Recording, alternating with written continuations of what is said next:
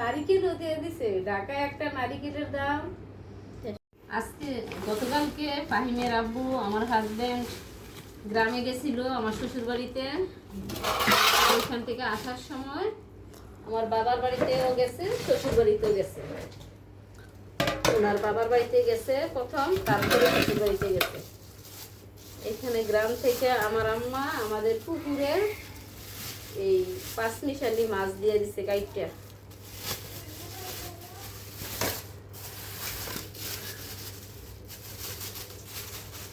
অনেক সুন্দর দেশি মাছ।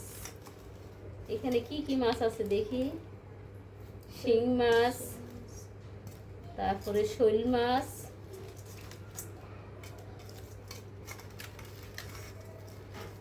এখানে কই মাছ, মানে বিভিন্ন জাতের মাছ, মিশালি মাছ, আমাদের পুকুরের মাছ।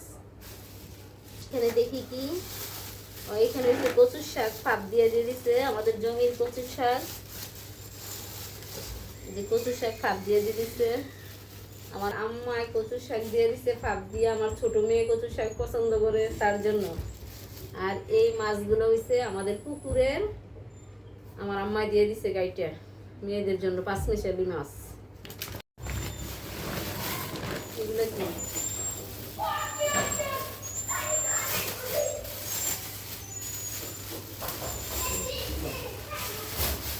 ও এগুলো হচ্ছে গিমা শাক। বরজের পাতাও আছে। ওরে গ্রামের সেই মজার বরজের পাতা। অনেক সুন্দর বরজের পাতা। এগুলোতে ভর্তা বানালে কিন্তু অনেক স্বাদ হয়। অনেক মজা। সাথে খুদের ভাত হইলে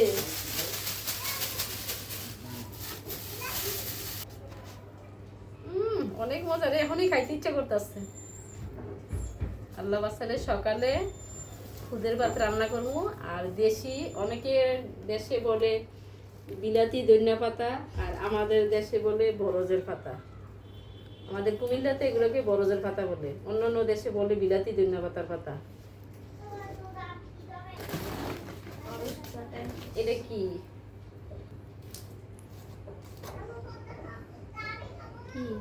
গাছের আম পাকছে, এই জন্য বেশি পাকে গেছে, এর লাগে এই আমগুলা জুস বানাইয়া দিয়ে দিছে।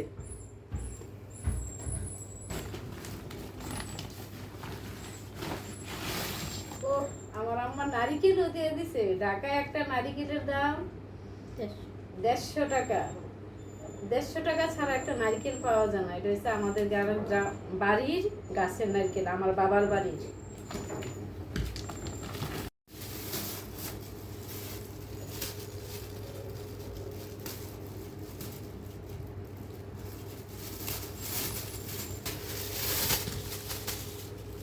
পাকা আম, এটা আমাদের গাছের পাকা আম। এখনো আম পাকে নাই ভালো করে। এখন যাই কয়েকটা পাকছে, এই দিক থেকে আমার আম্মা এই পাকা আমগুলো দিয়ে দিছে। এই আমটা আমি খাবো। ঠিক আছে, তোমার জন্যই দিয়ে দিছে। আমার আম্মা বলছে এই আমগুলো আমি শুধু ফাঁকিম দিয়ে দিছি, পরে তোমাদের জন্য আম আমি নিয়ে ঢাকা আসবো। আমার আম্মা এই কথা বলে দিছে, শুধু ফাহিমের জন্য দিছে। এগুলো হচ্ছে আমার শ্বশুর বাড়ির, আমার সাহেব একজনের জমি দিয়ে রাখছে দান করে খাওয়ার জন্য। ওইখান থেকে আমাদেরকে কতগুলো আতপ চাল দেয়, প্রতি সিজনে সিজনে কতগুলো আতপ চাল শুধু দেয়, আর কিছু আমরা আনি না, শুধু দুগুলো আতপ চাল।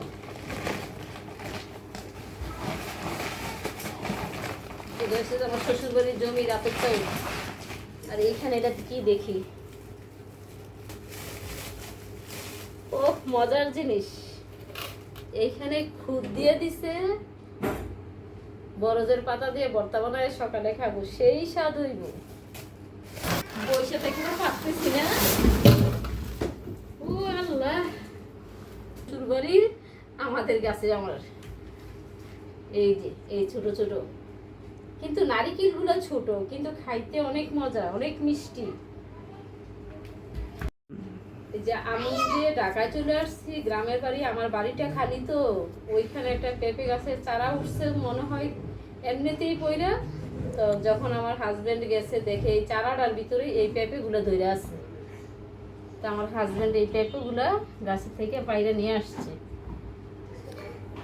এই যে গ্রামের টাটকা সবজি পেঁপে।